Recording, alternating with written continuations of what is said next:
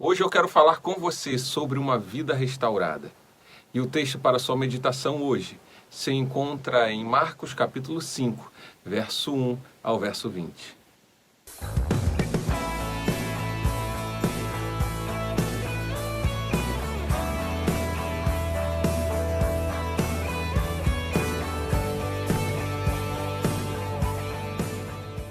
Você já passou por alguma situação onde estava com pessoas indesejáveis?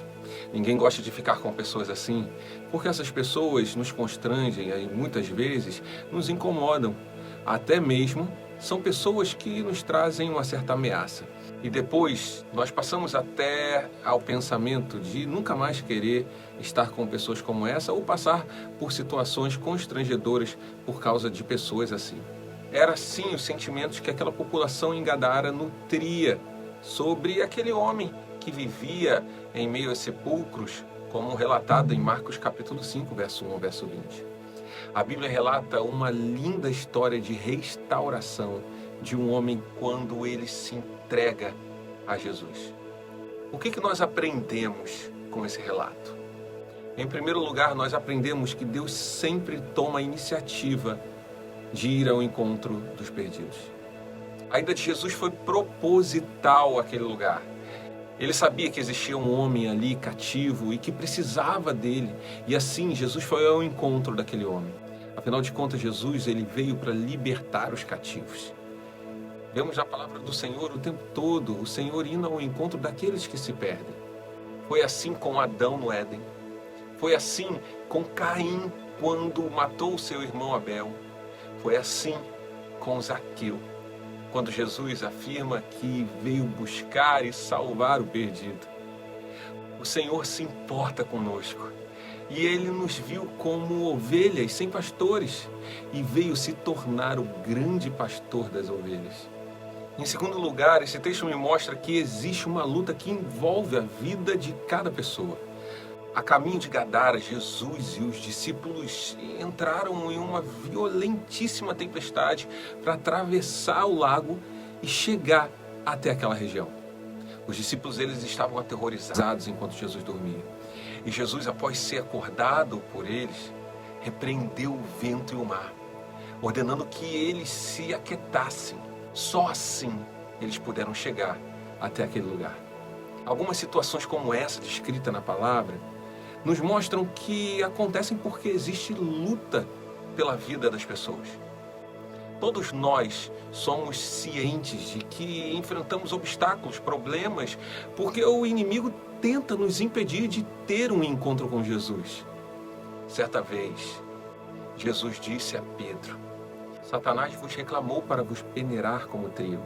O nosso adversário queria ferir Pedro e os discípulos do Senhor, assim como a nós também. Mas Jesus clamou por ele. E glória a Deus. Glória damos ao Senhor. Porque o Senhor, o nosso Deus, o Deus Todo-Poderoso, está atento às nossas vidas. A terceira coisa que nós aprendemos diante desse texto de Marcos é que só Jesus pode nos libertar das trevas. Para aquela cidade, aquele homem era um caso perdido. Não havia mais esperança para ele. Mas Jesus teve compaixão daquele homem. A palavra diz: para isso o Filho de Deus se manifestou, para destruir as obras do diabo. A quarta coisa que nós aprendemos ali no texto de Marcos, no capítulo 5, do versículo 1 ao versículo 20, é de que a obra de Jesus é completa. Ele não faz recalchutagens. Pelo contrário, ele faz tudo novo. De acordo com um relato bíblico, nós vemos ali que depois de liberto por Jesus, aquele homem agora estava assentado. Agora ele tinha paz. Podia se assentar e podia conversar agora. Não precisava mais andar de um lado para o outro, atormentado como ele vivia. Ele estava agora vestido. Não precisava mais andar envergonhado. Toda a sua nudez foi coberta por Jesus. Agora, ele estava em perfeito estado. Não era mais um louco, como as pessoas o julgavam. Ele se tornou uma pessoa sensata, equilibrada que podia conviver com as outras pessoas. Ele se tornou testemunha de Jesus. Quando Jesus estava indo embora, aquele homem manifestou o desejo de ir com Jesus. E o Senhor não permitiu que ele fosse, mas ordenou que ele fosse contar aos outros o que Deus tinha feito por ele. Logo após o encontro com o Senhor, já se tornou pregador do Evangelho. Aquele homem, considerado um caso perdido por todos daquela cidade, foi completamente restaurado pelo Senhor Jesus. Se tornou testemunha de Jesus na região ali onde nós entendemos como Decápolis, como diz a palavra do Senhor. E quanto a nós? Essa é a grande pergunta. Já tivemos um encontro com o Senhor? Você já teve um encontro com o Senhor? Já fomos transformados por Ele? Se a sua resposta é não, eu convido você a entregar a vida ao Senhor, se converter e se tornar livre, como aquele homem se tornou. E todos nós que já experimentamos o poder restaurador de Jesus em nós, vamos contar aquilo que o Senhor fez por nós.